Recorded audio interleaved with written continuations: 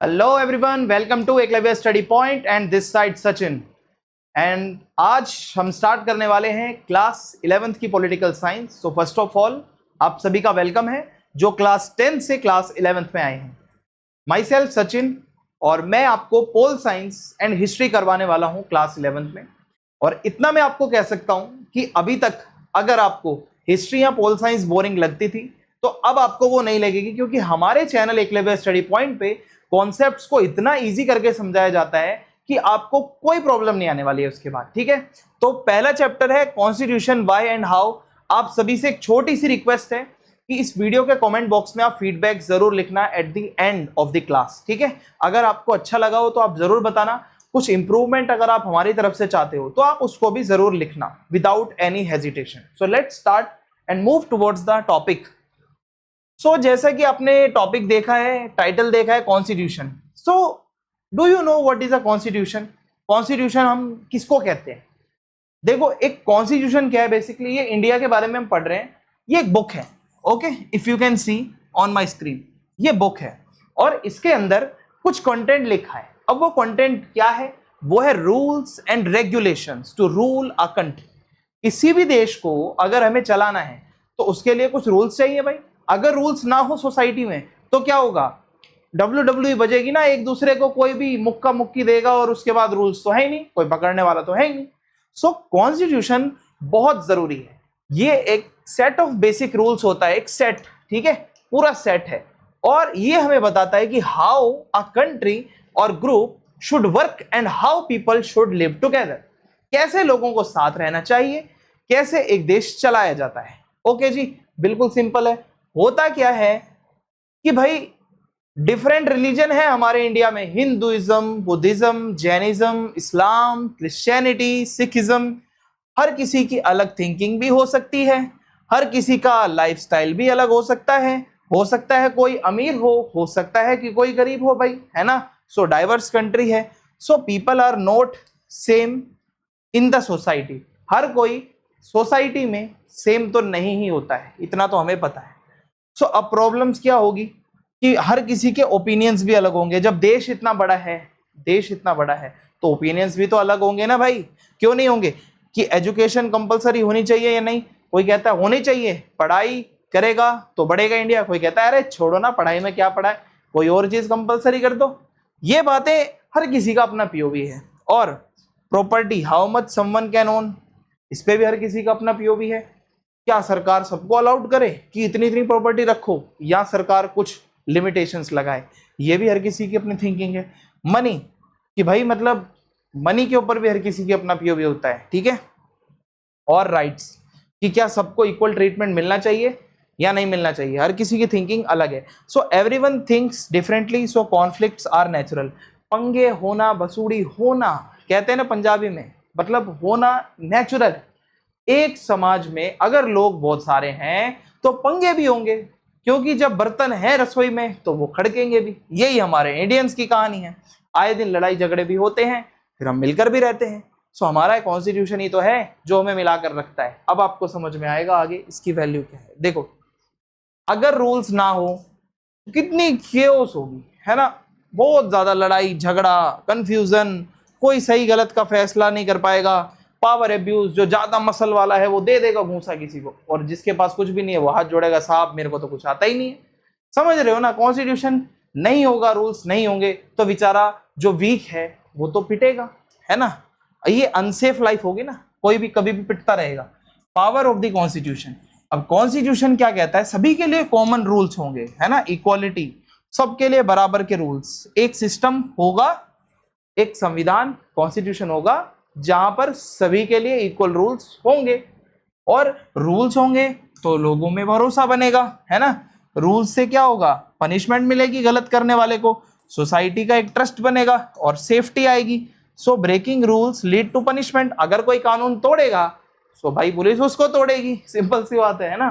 सो लोगों को safe feel होगा अगर कॉन्स्टिट्यूशन है हमारे देश में। आगे बढ़े जी, चलो भाई थोड़ी एडवर्टीजमेंट कर दूं आप ही के लिए। फ्री पीडीएफ नोट्स हैं, क्लास 11 ईएसपी टेलीग्राम ग्रुप है भाई, एडवर्टीजमेंट नहीं है, आपके काम की बात है।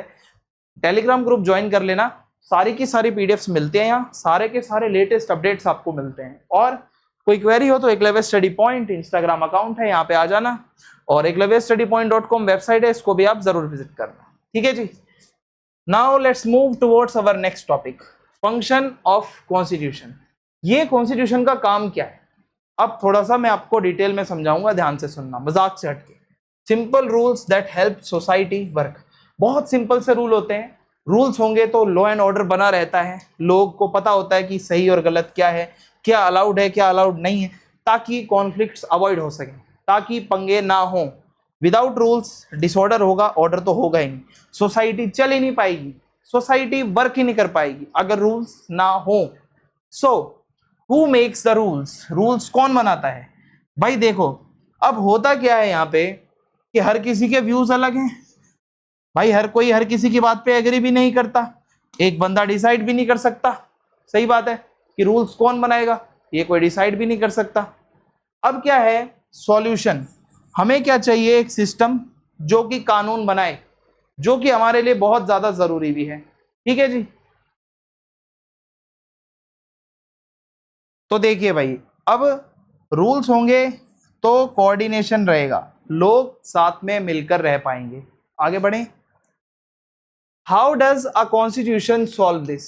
अब एक कॉन्स्टिट्यूशन के होने से इसका सॉल्यूशन कैसे मिलता है, इसको ध्यान से समझते हैं। देखो, कॉन्स्टिट्यूशन क्लियरली कहता है कि पावर किसके पास है, कानून कौन बनाएगा, डिसीजन कौन लेगा। सो पावर को भी डिस्ट्रीब्यूट किया जाता है। हमारी गवर्नमेंट के 3 ऑर्गन्स होते हैं, हम कहते हैं ना, पीएम, प्रेसिडेंट, मिनिस्टर्स। ये क्या है, 3 पार्ट्स होते हैं, और इस बुक में आप पढ़ोगे इन तीनों के बारे में। लेजिस्लेचर है जो कानून बनाती है, हमारा पार्लियामेंट है ना, एग्जीक्यूटिव है जो सारे कानूनों को एग्जीक्यूट करवाने में हमारी मदद करता है, फिर जुडिशरी है, अगर कोई कानूनों को तोड़ता है तो जुडिशरी में फिर भाई उसको पेश किया जाएगा सुप्रीम कोर्ट, हाई कोर्ट में, वहां उसको सजा जो है वो दी जाएगी। So different ways to decide. अब कहीं कहीं पर क्या होता है, किसी देश में मोनार्की होती है, राजा महाराजा जो होते हैं वो डिसीजन लेते हैं, कोई किंग या क्वीन होगी वो डिसाइड करेगी। कहीं कहीं पे वन पार्टी सिस्टम होता है, एक ही पार्टी डिसाइड कर लेते हैं, जैसे चाइना वगैरह में कम्युनिस्ट पार्टी होती है। अपने यहाँ बीजेपी, कांग्रेस, आम आदमी पार्टी, मोदी वाली पार्टी, साइकिल वाली पार्टी होते हैं ना, बहुत सारी पार्टी, लेकिन कहीं कहीं पे एक ही पार्टी होती है, सो वो डिसाइड करती है। डेमोक्रेसी, ये तीसरा तरीका है कि लोग डिसाइड करेंगे, लोग खुद चुनेंगे अपने नेताओं को और वो आगे उनके लिए जाकर कानून बनाएंगे। अब हमारे इंडिया में डेमोक्रेसी है, यहाँ पर पीपल यानी कि लोग जो होते हैं वो वोटिंग करते हैं और अपने रिप्रेजेंटेटिव्स को चुनते हैं। सिंपल सी बात है, आपको बचपन से ही पता होगा, इलेक्शंस में नेताओं को चुना जाता है। तो लोग डायरेक्ट लॉज बनाने नहीं बैठते लोकसभा में, वो अपने नेताओं को भेजते हैं, और ये जो नेता होते हैं रिप्रेजेंटेटिव्स, ये पार्लियामेंट में जाते हैं, और पार्लियामेंट में क्या होता है, हमारे देश के लिए कानून बनाए जाते हैं। सिंपल सा था फंडा, समझ में आ गया। अब आगे बढ़ते हैं, कुछ इंपॉर्टेंट कॉन्सेप्ट की बात करूं। Before making any law we must know who has the authority.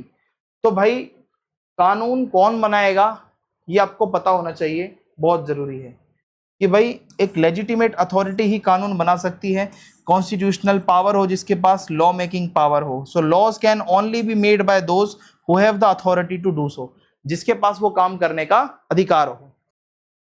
तो अब यहाँ पे कॉन्स्टिट्यूशन का क्या रोल होता है, देखो हमारा कॉन्स्टिट्यूशन क्लियरली 3 पार्ट्स में गवर्नमेंट को डिवाइड कर देता है।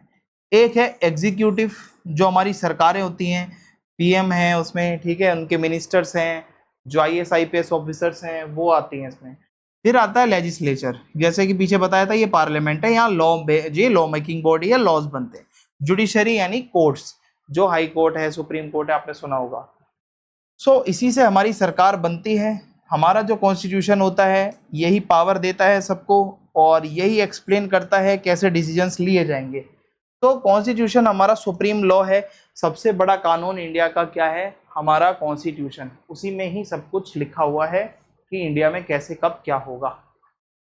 लिमिट्स ऑन गवर्नमेंट पावर, जो कॉन्स्टिट्यूशन होता है वो सरकारों के ऊपर भी लिमिट रखता है। देखो सरकार को भी आप अंधी पावर नहीं दे सकते कि कोई कुछ भी कर लो, कि why just knowing who makes laws is not enough, कि भाई ये तो पता है कानून कौन बनाएगा, पर क्या इतना इनफ है?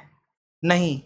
क्या is deciding law makers enough? No. Law maker कौन होगा, चलो ये तो पता चल गया, क्या पता ये अनफेयर कानून बना दें, हो सकता है कि भाई ये धर्म की आज़ादी ना दें, क्या पता ये लोगों पे कंट्रोल करें किसको क्या कब क्या पहनना है क्या बोलना है।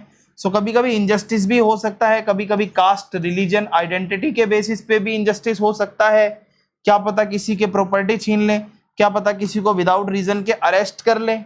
सो अगर पावर है लेकिन उसके ऊपर कोई लिमिट्स नहीं है तो वहां पर इनजस्टिस आ सकता है, वहां अन्याय हो सकता है लोगों के साथ, इसीलिए वहां पे कॉन्स्टिट्यूशन काम आता है। अब जब लिमिट होगी ना सरकार की पावर के ऊपर, जो लिमिट कौन लगाएगा, कॉन्स्टिट्यूशन से ही वो लिमिट लगती है। सो पावर को कंट्रोल करना बहुत जरूरी है। प्रॉब्लम यही होती है कि भाई कभी कभी स्ट्रिक्ट डिसीजन कोई ले रहा है, कभी कभी हो सकता है प्रॉपर गवर्नमेंट भी कभी कभी अन्याय कर सकती है। सो सिर्फ पावर देना इनफ नहीं है, पावर का मिसयूज भी कभी ना कभी किया जा सकता है। सो यहाँ पे कॉन्स्टिट्यूशन का रोल क्या होता है, गवर्नमेंट की पावर को कंट्रोल करना, रूल एंड रेगुलेशंस रखना, ठीक है, और इसके अलावा प्रोटेक्ट करना लोगों की राइट्स को, फ्रीडम को, अगर कोई अनफेयर कानून है उसको रोकना बनने से, भेदभाव ना हो इसका ध्यान रखना, जनता की प्रोटेक्शन करना, protection of the people. So constitution protect करता है कि पावर का मिसयूज ना हो, कोई भी सरकार गलत काम ना कर पाए। अब अगला फंक्शन है कॉन्स्टिट्यूशन का कि गवर्नमेंट की पावर को अच्छे से लिमिट करना, कि भाई can not do everything it wants, must follow limit. सरकार फ्रीली कुछ नहीं कर सकती, जो अपने मन में आया वो कर लिया, भाई ऐसा नहीं हो सकता। गवर्नमेंट को कॉन्स्टिट्यूशन से पावर मिलती है, ठीक है। सो स्ट्रिक्ट लिमिट्स होती हैं और कॉन्स्टिट्यूशन हमारी सरकारों पे पूरा कंट्रोल रखता है कि क्या वो काम करेंगी। हर किसी को बेसिक राइट्स मिलते हैं सिटीजन्स को, जो कि उनसे छीने नहीं जा सकते, जिनको हम फंडामेंटल राइट्स भी कहते हैं, आगे हम पढ़ेंगे। फंडामेंटल राइट्स वो राइट्स हैं जो कॉन्स्टिट्यूशन आप सबको दे रहा है कि भाई इसको तो कोई छीन ही नहीं सकता। जैसे राइट टू फ्रीडम, आप आज़ाद हो, इंडिया में रहते हो, जो मन करे आप वो काम करो, घूमो फिरो ऐश करो, ठीक है, आपको कोई रोकेगा नहीं। फंडामेंटल राइट्स ऑफ सिटीजन्स, देखो होता क्या है कि कॉन्स्टिट्यूशन में हमारे सिटीजन्स को अच्छे से प्रोटेक्ट किया गया है। कुछ बातें ऐसी हैं जो मैं आपको बताता हूँ। किसी को बिना रीजन के अरेस्ट नहीं किया जा सकता, आप जब मन करे तब वो एसोसिएशन कोई भी आप बना सकते हो, ठीक है भाई, आपके राइट्स को प्रोटेक्ट किया जाएगा। फ्रीडम ऑफ स्पीच, आपको जो अपनी बात रखनी है, एक्सप्रेस करनी है, आप रखो। फ्रीडम ऑफ रिलीजन, मंदिर जाओ, गुरुद्वारे जाओ, मस्जिद जाओ। फ्रीडम टू डू वर्क, जो काम करना है, बिजनेस करना है, आप कर सकते हो। तो फंडामेंटल राइट्स क्या कहते हैं कि हम सब सेफ हैं, हम सब फ्री हैं, हमें जो मन करे हम वो काम कर सकते हैं, हमें कोई नहीं रोकेगा। Why are fundamental rights important? देखो फंडामेंटल राइट्स बहुत जरूरी होते हैं हमारी लाइफ में। क्यों? क्योंकि इससे पावर का मिसयूज रुकता है, इससे आपके साथ अनफेयर ट्रीटमेंट नहीं होगा, राइट है आपके पास क्योंकि, और आपकी फ्रीडम प्रोटेक्टेड रहेगी, कोई आपको दबा नहीं पाएगा, और आपको जस्टिस मिलेगा, आपको इक्वालिटी मिलेगी। सो होता क्या है, कभी कभी जब नेशनल इमरजेंसी लग जाए, ये थोड़ी स्पेशल सिचुएशन है, याद रखना इसको, देश पे कोई संकट आ जाए तो ये फंडामेंटल राइट्स को कभी कभार छीन भी लिया जाता है, ठीक है। तो फंडामेंटल राइट्स हमारी फ्रीडम को प्रोटेक्ट करते हैं, साथ ही साथ जस्टिस को इंश्योर करते हैं कि सभी लोगों को न्याय मिले, जस्टिस मिले, ठीक है। फोर्थ फंक्शन ऑफ कॉन्स्टिट्यूशन, अब आगे क्या है, goals and aspirations of society. जो समाज होता है उसके कुछ गोल्स होते हैं कि भाई कॉन्स्टिट्यूशन का काम ये नहीं है बस रूल्स बना के छोड़ दिया, हमारे कॉन्स्टिट्यूशन में कुछ गोल्स लिखे हुए हैं, हमारे देश के कुछ सपने हैं, जैसी सोसाइटी हम बनाना चाहते हैं वो हमारा कॉन्स्टिट्यूशन हमें दिखाता है।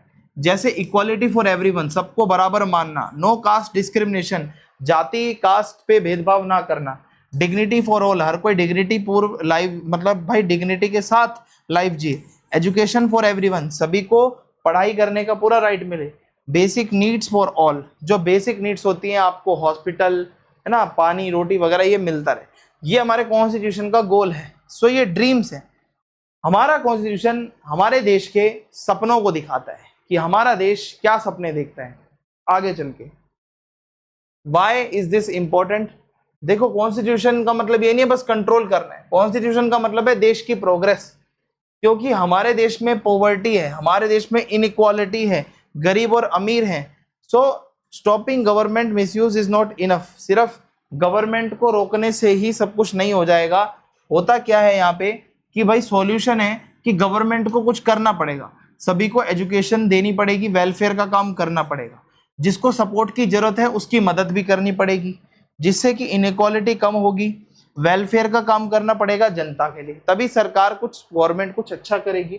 तो कॉन्स्टिट्यूशन क्या करता है कि सरकार को अलाउ करता है कि आप कुछ अच्छा करो, आप इंप्रूवमेंट लाओ अपने अंदर, कुछ सही करो। ठीक है,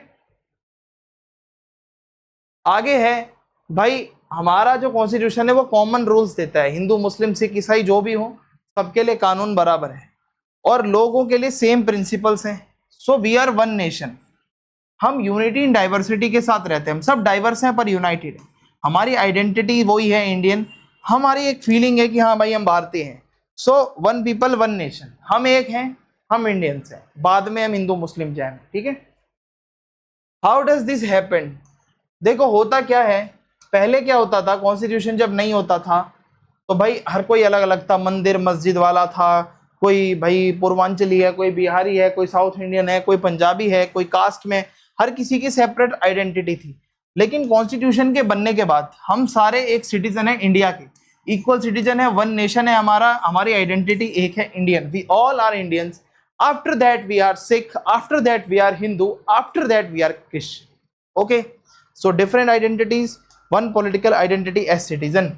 पहले हमारी अलग अलग आइडेंटिटीज थी, अब कॉन्स्टिट्यूशन हमें एक आइडेंटिटी देता है। Common values of the constitution, हमारे कॉन्स्टिट्यूशन में कुछ अच्छी बातें भी लिखी हैं, कुछ अच्छी वैल्यूज की बातें भी हैं। तो हमारे कॉन्स्टिट्यूशन में कुछ अच्छी बातें भी हैं, हमारे कॉन्स्टिट्यूशन में लिखा है क्या सही है और क्या गलत है, रूल्स एंड वैल्यूज बहुत अच्छे से लिखे हैं।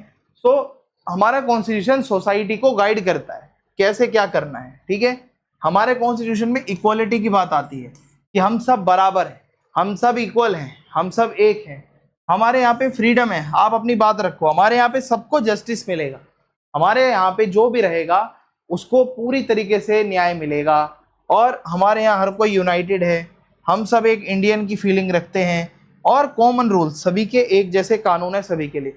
ये वैल्यूज हैं जिससे कि लोग जुड़ते हैं, लोगों को अलग अलग फीलिंग्स नहीं आएंगी।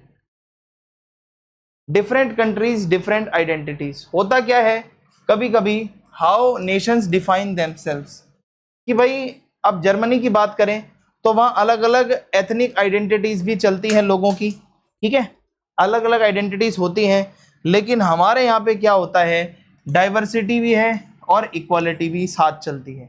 हमारे यहाँ पे क्या है, नॉट बेस्ड ऑन रेस और ethnicity, open to all backgrounds, equal citizenship. हमारे यहाँ की सिटीजनशिप किसी की जात, किसी का रंग, किसी की नस्ल, किसी की रेस नहीं देखती, हमारे यहाँ पे जो भी है वो इंडियन है। लेकिन बाहर के देशों में एथनिक आइडेंटिटीज भी देखी जाती है।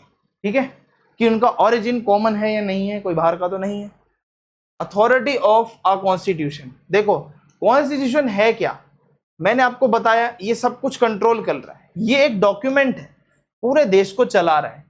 अब सरकारें जो बनती हैं, सरकार कैसे बनेंगी, सरकार का सिस्टम कैसे काम करेगा, तो ये सारा पावर का स्ट्रक्चर कॉन्स्टिट्यूशन में बहुत अच्छे से लिखा जाता है, बहुत अच्छे से। ठीक है, सो कॉन्स्टिट्यूशन सब कंट्रोल कर रहा है, और किसी सरकार के पास कितनी पावर है, सरकार की क्या लिमिट्स है, क्या रिस्पॉन्सिबिलिटीज हैं, बहुत अच्छे से लिखा जाता है।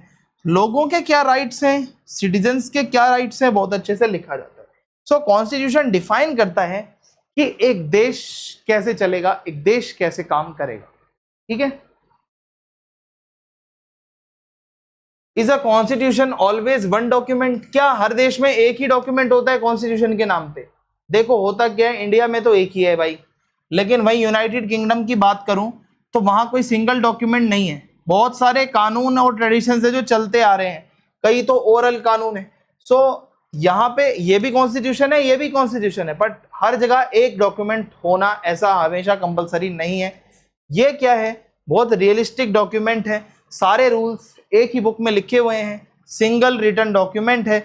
So a constitution can be written और बेस्ड ऑन मल्टीपल सोर्सेज। अब यूके में अलग अलग सोर्सेज हैं, पर हमारे यहाँ पे एक ही है कॉन्स्टिट्यूशन। ठीक है, is writing a constitution enough, होता क्या है पेपर पे लिख देना क्या उतने से काम चल जाएगा? होता क्या है कि एक तो कॉन्स्टिट्यूशन है, सिर्फ एक पेपर आपने इस पे लिख दिया, पर आप इसको फॉलो ही नहीं कर रहे तो किस काम का। ये काम कब करेगा? जब लोग इसकी इज्जत करेंगे, लोग इसकी रिस्पेक्ट करेंगे, और जब सरकारें भी कॉन्स्टिट्यूशन को फॉलो करेंगी, तभी ये एक लिविंग कॉन्स्टिट्यूशन माना जाएगा। तभी हमारा ये पता चलेगा कि जस्टिस का सिस्टम सही से काम कर रहा है या नहीं, प्रॉपर इंप्लीमेंटेशन कानूनों का हो रहा है या नहीं। So constitution work only when it is followed in real life. एक कॉन्स्टिट्यूशन तभी काम करता है जब लोग उसको, हम लोग, आप लोग सभी मिलकर उसको फॉलो करते हैं। रूल्स ही नहीं फॉलो करोगे तो कॉन्स्टिट्यूशन क्या करेगा भाई, वो तो एक पीस ऑफ पेपर है फिर। ठीक है। मोड ऑफ प्रोम्यूलगेशन, देखो कॉन्स्टिट्यूशन बना कैसे है। होता क्या है, हमारे रिप्रेजेंटेटिव्स थे, इसको किसी एक इंसान ने नहीं बनाया है, बहुत सारे लोग थे जिन्होंने मिलकर इसको बनाया है। ठीक है, बहुत सारे लोगों का कंट्रीब्यूशन। हमारा ये जो कॉन्स्टिट्यूशन है, ट्रस्टेड कॉन्स्टिट्यूशन है, लोग इसको ट्रस्ट करते हैं, लोग तभी इसको फॉलो करते हैं। अगर ट्रस्ट ना हो तो कोई इसको फॉलो भी ना करता। सो कॉन्स्टिट्यूशन तभी काम करेगा जब लोगों का ट्रस्ट हो, जब लोग भरोसा करेंगे तभी कॉन्स्टिट्यूशन काम करेगा। ठीक है भाई, आगे बढ़ते हैं। When does a constitution fail? एक कॉन्स्टिट्यूशन कब फेल हो जाता है? बहुत देशों का कॉन्स्टिट्यूशन नहीं भी चल पाता, अगर लोगों का भरोसा ना हो, लोग पार्टिसिपेट ना करें। कभी कभी क्या होता है, देशों में मिलिट्री कंट्रोल आ जाता है कि मिलिट्री खुद रूल बनाने लग जाती है। जैसे पाकिस्तान में अक्सर होता है, क्या आपको पता है? पाकिस्तान में बहुत बार ऐसा होता है, वहां की मिलिट्री ही रूल बनाती है, मिलिट्री ही देश चलाने लग जाती है। और कभी कभी होता है कि क्या पता लीडर ही ना पसंद हो भाई जनता को, लीडर पॉपुलर ना हो तो कोई रूल ना माने। कभी कभी क्या होता है, लोग इन्वॉल्व ना होना चाहते हों, ठीक है, कॉन्स्टिट्यूशन बनाने में। तो कभी कभी क्या होता है कि people do not accept it, ठीक है, लोग एक्सेप्ट ही नहीं करते कॉन्स्टिट्यूशन को। सो एक लेजिटिमेसी की कमी होती है। सो कॉन्स्टिट्यूशन फेल भी हो जाते हैं अगर लोगों का उस पर भरोसा ना हो, लोगों का ट्रस्ट ना हो, है ना, और एक लेजिटिमेसी ना हो तब। When does a constitution succeed? अब एक कॉन्स्टिट्यूशन कब सक्सेस, आप मान के चलो, हो सकता है सक्सीड हो सकता है कि एक तो जब लोग चाहते हो, ठीक है, कॉन्स्टिट्यूशन लोगों से ही आएगा, लोगों का इन्वॉल्व होना बहुत जरूरी है। जब लोगों के साथ साथ लीडर्स और पब्लिक की दोनों की सपोर्ट हो, तब हमारा कॉन्स्टिट्यूशन बनेगा। जब सभी ग्रुप्स उसमें शामिल होंगे, जब लोग सभी इसको एक्सेप्ट करेंगे और फॉलो करेंगे। तो सक्सेसफुल कॉन्स्टिट्यूशंस बहुत देशों में हैं। इंडिया की बात करें, साउथ अफ्रीका की बात करें, यूएस की बात करें, तीनों जगहों पर। यहाँ पर इंडिया में डाइवर्सिटी है, यूनिटी में यूनिटी डाइवर्सिटी, आप मान के चलो इतने लोग अलग अलग धर्म भाषा बोलते हैं, फिर भी एक साथ रहते हैं। साउथ अफ्रीका में इक्वालिटी है भाई, सभी बराबर हैं और सभी को जस्टिस मिलता है। यूएस के अंदर भी सब कुछ अच्छा चलता है। सो जब लोगों को फील होता है ना ये कॉन्स्टिट्यूशन हमारा है, इट इज आवर कॉन्स्टिट्यूशन, लिखा है ना पीछे, तभी वो सक्सेसफुल है, अदरवाइज नहीं है। India's constitution, a constitution made by the people. अब हमारा जो कॉन्स्टिट्यूशन है वो किसने बनाया है, थोड़ा हम उस पर फोकस करेंगे। अब हम ध्यान दीजिएगा। Based on a long freedom struggle, बहुत लंबे समय तक हमने लड़ाइयाँ लड़ी हैं देश को आज़ाद कराने के लिए, आप भी जानते हो बहुत लंबा फ्रीडम स्ट्रगल चला है। 1946 से लेके 1949 तक हमारे रिप्रेजेंटेटिव्स ने लगातार मीटिंग करी है, लोगों के लिए बनाया है, लोगों से मिलकर बनाया है। हमारे ट्रस्टेड लीडर्स थे जो हर सेक्शन से आते थे, जो बैठते थे वहां पे, SC ST OBC हर कम्युनिटी के लोग थे जब ये बन रहा था। लोगों ने इसको एक्सेप्ट किया, इसको अपना मानकर। सो एक कॉन्स्टिट्यूशन तभी सक्सीड हुआ है हमारा जब लोग उसको अपना मानते हैं, और हमारा कॉन्स्टिट्यूशन इसीलिए एक अच्छा कॉन्स्टिट्यूशन है, हमने उसको अपनाया है। सब्सटेंटिव प्रोविजंस ऑफ कॉन्स्टिट्यूशन, अब इसको समझते हैं क्या है। देखो हमारा जो कॉन्स्टिट्यूशन है, हम कहते हैं कि इसमें कानून है, इसमें रूल्स हैं, राइट्स हैं, वैल्यूज हैं, ठीक है। सो एक अच्छा कॉन्स्टिट्यूशन क्या होता है, जो कि फेयर की बात करता हो, जो चीज जायज है, इंक्लूसिवनेस, सभी को साथ लेकर चले और सभी लोग उसमें शामिल हो, ठीक है भाई। तो हमारे कॉन्स्टिट्यूशन के अंदर यही है कि भाई हम सभी के लिए फेयर रहना चाहते हैं। अच्छा कॉन्स्टिट्यूशन क्या है, जहाँ फेयरनेस है, जहाँ कोई बायसनेस नहीं है, जहाँ हर कोई इसको एक्सेप्ट करे, हर किसी को उसमें इंक्लूड किया जाए, ठीक है, तभी वो कॉन्स्टिट्यूशन काम का है। तो हमारे कॉन्स्टिट्यूशन में सब कुछ लिखा है, लॉज भी हैं, राइट्स भी लिखे हैं, अच्छी अच्छी बातें भी हैं, सही और गलत भी लिखा है। What if a constitution is unfair? क्या होता है अगर भाई फेयरनेस डिटरमाइंस एक्सेप्टेंस, अगर फेयर होगा तभी लोग एक्सेप्ट करेंगे। अगर कोई कॉन्स्टिट्यूशन अनफेयर है, उल्टे सीधे कानून लिखे हैं, सिर्फ एक मेजोरिटी को सपोर्ट करने की बातें हैं, माइनॉरिटी को ऑप्रेस किया जा रहा है, तो पावर कुछ ही लोगों के पास होगी, कुछ ग्रुप्स को इग्नोर किया जाएगा, तो लोग उसको रिजेक्ट कर देंगे। लेकिन कोई कॉन्स्टिट्यूशन अगर फेयर है तो इसकी उसका सॉल्यूशन, लोगों को रिस्पेक्टेड फील होगा, उनकी आइडेंटिटी की प्रोटेक्शन होगी, लोगों का ट्रस्ट बनेगा, इक्वल राइट सभी को मिलेंगे, है ना, लोग एक्सेप्ट करेंगे सिस्टम को। सो कहने का मतलब है पीपल उसी कॉन्स्टिट्यूशन को फॉलो करते हैं जब उनको लगता है कि हाँ भाई ये हमारे लिए फेयर है, अनफेयर को कोई सपोर्ट नहीं करता। Balance institutional design, sharing power to prevent misuse. हमारे इंडिया में क्या है, पावर शेयर हो रखी है। होता क्या है, प्रॉब्लम ये है कि अगर अकेले के हाथ में सारी पावर दे दोगे तो उसका मिसयूज होना तय है। तो होता क्या है, पावर को डिवाइड किया जाना चाहिए। एक तो हमारा लेजिस्लेचर है, एग्जीक्यूटिव है, जुडिशरी है। लेजिस्लेचर ये क्या है, तीनों चीजें मैं आपको बता चुका हूं। तो पावर डिवाइड इसीलिए की गई है ताकि हमारी डेमोक्रेसी प्रोटेक्टेड रहे, हमारी डेमोक्रेसी जिंदा रहे और कोई भी मिसयूज ना हो। How does the constitution control power? होता क्या है, लेजिस्लेचर में कानून बन बन के पास होते हैं, है ना, और इसके बाद होता क्या है, जो एग्जीक्यूटिव है वो सरकार चला रही है, ठीक है, जो हमारे मोदी जी हैं। जुडिशरी भाई सारे कानूनों को चेक करती है, गलत काम करने वालों को सजा देती है। सो ये सारे लोगों को पावर कहाँ से मिल रही है भाई? ये सारे लोगों को जो पावर है वो कॉन्स्टिट्यूशन से मिल रही है। इलेक्शन कमीशन ऑफ इंडिया है हमारे यहाँ पे, जो कि इलेक्शंस करवाने के लिए जिम्मेदार है, ठीक है। पूरा पावर का सिस्टम तो किसी के पास, अकेले के पास तो नहीं है। पावर डिवाइडेड है ताकि इसको मिसयूज कोई ना करे, गलत यूज कोई ना करे पावर का, इसलिए। Balanced constitution, rigid versus flexible. कोई कहता है कि बहुत रिजिड है, कॉन्स्टिट्यूशन में बदलाव करने मुश्किल हैं, इसको बदल ही नहीं सकते। तो अगर ऐसा होगा तो ये आउटडेटेड हो जाएगा। देखो टाइम के साथ चीजें बदलनी चाहिए। और ज्यादा ही फ्लेक्सिबल होगा तो इसमें स्टेबिलिटी नहीं होगी, बार बार इसमें बदलाव होते रहेंगे।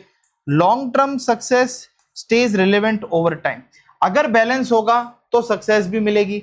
इसी को लिविंग डॉक्यूमेंट कहा जाता है। समय के अकॉर्डिंगली चेंज करो, रोज रोज चेंजेस मत करो।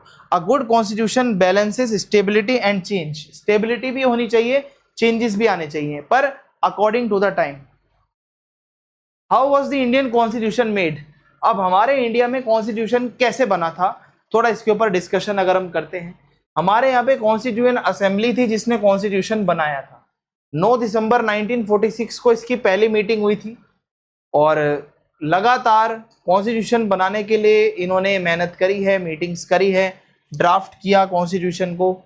14 अगस्त 1947, ठीक है, वर्क रीस्टार्ट होता है, ठीक है, आफ्टर द पार्टीशन। दोबारा से ये लोग मिलने लगते हैं, पार्टीशन हो चुका था, ठीक है। So the constitution was carefully made. बहुत केयरफुली हमारे नेताओं ने बैठकर, प्रॉपर असेंबली थी वहां पे इसको बनाया था, ठीक है, बहुत सारे लोग थे। अब ये मेंबर इसमें आए कहां से, कौन था बनाने वाला? कॉन्स्टिट्यूएंट असेंबली में कौन कौन था? देखो ये इनडायरेक्ट इलेक्शन था, लोगों ने नहीं भेजा था डायरेक्टली इनको। ये ब्रिटिश रूल के अंदर जो रूल्स होते थे वहां से इनको चुना गया था। प्रोविंशियल असेंबलीज हुआ करती थी। लोग क्या करते थे, प्रोविंशियल असेंबलीज के लिए इलेक्शन में जाते थे और वहां से नेताओं को जो चुनते थे वो नेता ही फिर आगे आके यहाँ पे बैठते थे। इनडायरेक्ट इलेक्शन सिस्टम था जब कॉन्स्टिट्यूशन बन रहा था। अब ये सारी चीजें अगर मैं आपको बताऊं, सिलेक्शन का पूरा जो ये प्रोसेस था, कैबिनेट मिशन का जब प्लान आया था उसी में ही बता दिया गया था कि ये जो असेंबली है ये इस तरीके से काम करेगी, ठीक है। जो सीट्स होंगी वो पॉपुलेशन के हिसाब से होंगी। अगर एक मेंबर है तो वो जिस एरिया से आ रहा है एटलीस्ट 10 लाख लोग तो वहां पर रहते होंगे, ठीक है। अब ये सीट्स डिवाइड कैसे होंगी? रिप्रेजेंटेशन, किसको कितनी सीट्स मिलेंगी, कहां से कितनी मिलेंगी। देखो अब एक तो भाई ब्रिटिश इंडिया था जहां पर अंग्रेजों का डायरेक्ट रूल था। अब यहां से 292 मेंबर्स आ रखे थे, प्रिंसली स्टेट्स थे। अब इसी टाइम पे आप सोचोगे प्रिंसली स्टेट क्या है भाई? हमारे इंडिया में जब अंग्रेज आए थे ना तो उसी टाइम पे राजा महाराजा भी हुआ करते थे जिसको हम प्रिंसली स्टेट कहते हैं। तो 93 मेंबर राजा महाराजा थे। अलग अलग जगहों से लोगों को यहाँ पे रिप्रेजेंटेशन दिया गया था।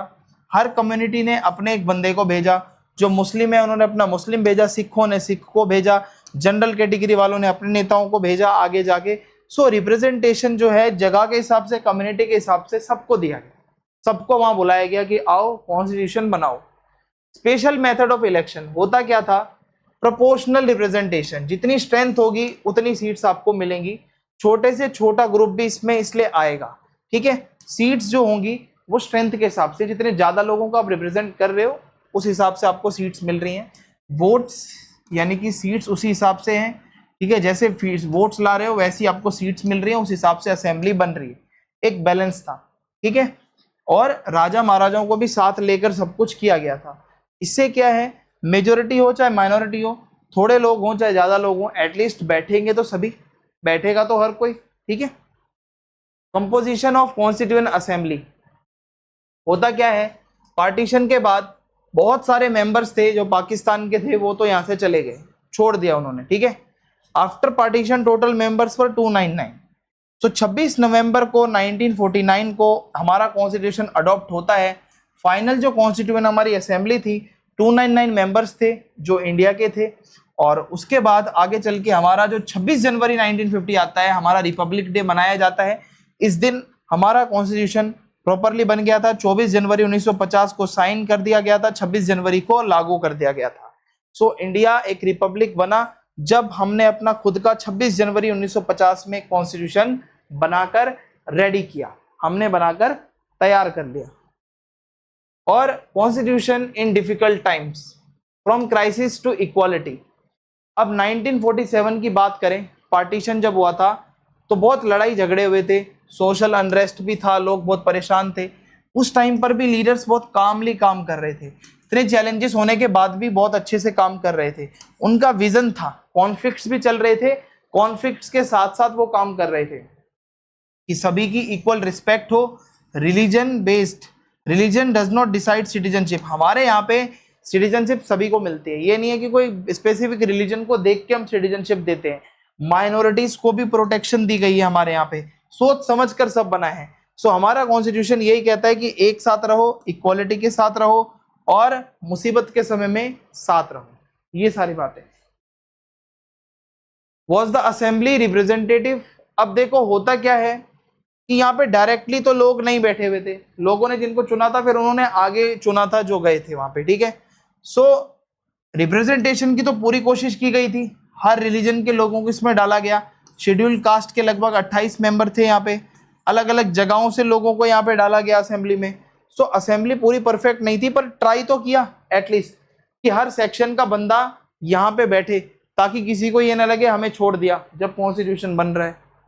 रोल ऑफ कांग्रेस, कांग्रेस का क्या रोल था, इनके पास मेजोरिटी थी क्योंकि ये सबसे बड़ी पॉलिटिकल पार्टी थी। 82% लगभग सीट जो थी वो कांग्रेस के पास थी। डिबेट होती थी, डिस्कशंस होते थे, उसके बाद जाकर डिसीजन आता था, ठीक है। वन साइडेड सब कुछ नहीं होता था, सभी की ओपिनियंस को सुना जाता था। कांग्रेस के अंदर भी अलग अलग आइडियोलॉजी वाले नेता थे, ठीक है, अलग अलग बैकग्राउंड, सोशल बैकग्राउंड वाले नेता थे। लीडर्स भी इंक्लूसिव थे, कांग्रेस के लीडर उस टाइम पे सभी को साथ लेकर चलते थे, ठीक है। तो ये बहुत बड़ा रोल था उस टाइम इसका। और डिस्कशन बहुत जरूरी है, केयरफुल डिस्कशन होता था, आराम से, डीप थिंकिंग के साथ, बहुत सोच विचार करके फिर कुछ सोचा जाता था, फाइनल डिसीजन होता था, उसका रीजन होता था पीछे। सो ये जो बैठे थे ना अंदर, ये एक दूसरे को सुनते थे, ठीक है, हर किसी के व्यूज को सुना जाता था। कोई फोर्स नहीं है, किसी का कोई सेल्फिश इंटरेस्ट नहीं है, ठीक है। सोच समझ के, रैंडमली नहीं बना दिया, सोच समझ कर बनाया है हमारा कॉन्स्टिट्यूशन। बहुत थोरोली जाके डिस्कशन हुए हैं, डिबेट्स हुई हैं, कोई थोपा नहीं गया है हम पे कॉन्स्टिट्यूशन, याद रखिएगा। हाउ डिड मेंबर्स वर्क, ये लोग ग्रुप बेस्ड थिंकिंग करते हैं, group based thinking rejected approach. अब होता क्या है कि मेरी कम्युनिटी के लिए क्या अच्छा है सिर्फ इतना नहीं सोचना, देश के लिए क्या अच्छा है ये सोचना है। इस अप्रोच को आप साथ लेकर नहीं चल सकते। होता क्या है कि पूरे देश के लिए क्या अच्छा है, कम्युनिटी से ऊपर देश है।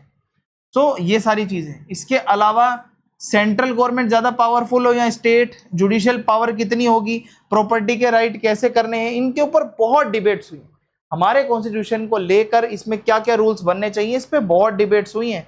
सो डिफरेंसेस भी थे भाई, किसी किसी की बातें कोई क्या पता किसी को अच्छी ना भी लगती हो, तो ऐसे में डिबेट होती थी। डिबेट के बाद जो भी डिस्कशन होता था, फाइनल डिसीजन होता था, वो बता दिया जाता था।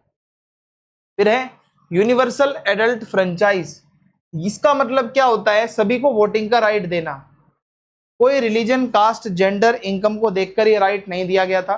हमारे इंडिया में सभी को वोटिंग का राइट दिया गया। एक बंदा एक बारी वोट डालेगा, इक्वल सिटीजनशिप है, ठीक है, कोई डिबेट नहीं है, हर किसी ने इसके ऊपर एग्रीमेंट दिया और कोई डिबेट भी नहीं हुई। तो इक्वल और फेयर है ये कि भाई सभी को वोटिंग का राइट होना चाहिए, कोई किसी भी कास्ट का हो, किसी भी रिलीजन का हो। Procedures of constituent assembly, step by step, पहले डिस्कशन होता था, फिर उसकी ड्राफ्टिंग होती थी, फिर उसको रिव्यू किया जाता था, फिर फाइनल ड्राफ्ट बनता था। ये इसका पूरा एक प्रोसेस चलता था। कमेटी सिस्टम होता था, हर काम के लिए कमेटीज बना रखी थी, 8 बड़ी कमेटीज बनी हुई थी, बड़े बड़े लीडर्स इन कमेटीज को गाइड करते थे, ठीक है, भीमराव अंबेडकर जी, ठीक है, सरदार पटेल जी, राजेंद्र प्रसाद जी, नेहरू जी इनको गाइड करते थे। कलेक्टिव एफर्ट था, सभी ने मिलजुल कर ये काम किया था। केयरफुल प्लानिंग, कमेटीज और नेताओं के जो विजन्स थे उसकी वजह से हमारा कॉन्स्टिट्यूशन बन पाया।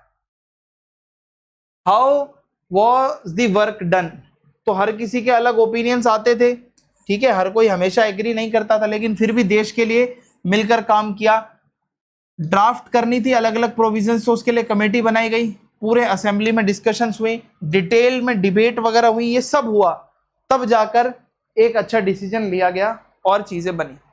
डिसीजन मेकिंग स्टाइल, अब होता क्या था, सबसे पहले एक एग्रीमेंट पर रीच करना बहुत जरूरी है। ये नहीं बहस चल रही है और बीच में ही छोड़ दिया, नहीं भाई, एक कॉमन अंडरस्टैंडिंग होनी चाहिए, सभी से पूछा जाएगा तभी आगे बढ़ेंगे, वोटिंग करवाएंगे अगर जरूरत पड़ेगी। रूल्स जो है ना वो ऐसे बनने चाहिए जो हर कोई इसको माने, ठीक है। सो बहुत सीरियस होते थे हर कोई, हर सवाल का जवाब दिया जाता था, ठीक है, रिप्लाईज गिवन इन राइटिंग, लिखकर प्रॉपर जवाब होता था, किसी को इग्नोर नहीं किया जाता था। ट्रांसपेरेंसी थी भाई, जनता को बताया जाता था, प्रेस कॉन्फ्रेंस होती थी प्रॉपर। सो केयरफुल तरीके से ओपनली सब कुछ बनाया गया था, ये नहीं बंद कमरे में बना दिया। टाइम टेकन, तो 166 मीटिंग हुई थी, डिटेल डिस्कशंस हुई थी। तो इसमें अगर मैं आपको बताऊं 2 साल 11 महीने लग गए कंटिन्यू ये काम करते करते करते करते, तब जाकर ये हमारा बना है। एक रात में नहीं बना मैगी की तरह कि 2 मिनट में बन गई, 2 मिनट में तो वो भी नहीं बनती, वो भी 10-5 मिनट ले लेती है, तो इसमें तो भाई टाइम लगेगा ना। इनहेरिटेंस ऑफ नेशनलिस्ट मूवमेंट, देखो भाई होता क्या है, फ्रीडम स्ट्रगल जब हमारा चल रहा था, बहुत सारे नेता लोगों ने ये फ्यूचर सोच लिया था इंडिया का कि सरकार कैसी होगी, कैसे हम इनइक्वालिटी को हटाएंगे। ये नहीं रातों रात हमने सोचा है, हमने कई सालों तक तो स्ट्रगल किया है, सोच रखा था क्या करना है। तो हमारा यही विजन हमने आगे बढ़ाया, हमारे लीडर्स ने कॉन्फिडेंस के साथ ड्राफ्ट्स बनाए, क्लियरली सब कुछ एक अंडरस्टैंडिंग रखी, अपने गोल्स को शेयर किया, तब जाकर the constitution was built on the ideas and experience of the freedom struggle. जो हमने स्ट्रगल किया है उससे सीखकर हमने बहुत सारे आइडियाज लिए हैं। अब 1946 में ऑब्जेक्टिव रेजोल्यूशन आता है, ये नेहरू जी ने एक डॉक्यूमेंट प्रिपेयर किया जहां इन्होंने बताया कि इंडिया के लिए एक विजन ये लेकर आए हैं, एक ऑब्जेक्टिव रेजोल्यूशन है जहां पर इंडिया में कैसी सरकार होगी, लोगों के पास क्या राइट्स और क्या जस्टिस वगैरह उनके साथ होना चाहिए, इंडिया एक आज़ाद देश रहेगा और इंडिया का फ्यूचर है इसमें भाई कि इक्वालिटी सभी बराबर होंगे, फ्रीडम सभी को, आज़ादी होगी, जस्टिस सभी को मिलेगा। ये 2-3 बातें इसमें बहुत अच्छे से बताई गई, क्या गोल्स हैं हमारे कॉन्स्टिट्यूशन के, ये नेहरू जी ने बताया जो हमारे पहले पीएम थे। और हमारे कॉन्स्टिट्यूशन की कुछ कोर वैल्यूज हैं। फ्रीडम स्ट्रगल से हमने बहुत सारी चीजें सीखी हैं, जैसे साथ रहो, बराबर समझो एक दूसरे को, भेदभाव मत करो, ये सब है। डाइवर्सिटी कितनी भी हो आपको यूनाइटेड रहना है, ये हमने सीखा है। लिबर्टी भाई, आज़ादी मिलनी चाहिए सभी को। डेमोक्रेसी, कोई भी डिसीजन लेना है भाई मिलजुल कर रहो, डेमोक्रेटिक तरीके से सब कुछ देश वगैरह चलाओ। सोवर्निटी, अपने देश पे हम खुद रूल करेंगे। सोवर्निटी मतलब कोई दूसरा आके हमारा घर नहीं चलाएगा, हमें अपना देश खुद चलाना है। इंडियन कॉन्स्टिट्यूशन ग्लोबल इंस्पिरेशन, अब हमारा कॉन्स्टिट्यूशन बहुत सारे देशों के कॉन्स्टिट्यूशन से इंस्पिरेशन लेकर बना है। जैसे यूनाइटेड किंगडम में पार्लियामेंट्री सिस्टम होता है, वहां एक पार्लियामेंट होता है, तो इंडिया में भी ये सिस्टम आ गया।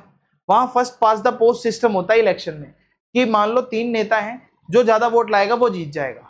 ऐसा ही फिर हमारे यहाँ पर भी हो गया। और इसके अलावा आयरलैंड में जो कॉन्स्टिट्यूशन चल रहा था, वहां से हमने directive principles of state policy ले ली। ये अब मैं आपको अगले चैप्टर में बताऊंगा।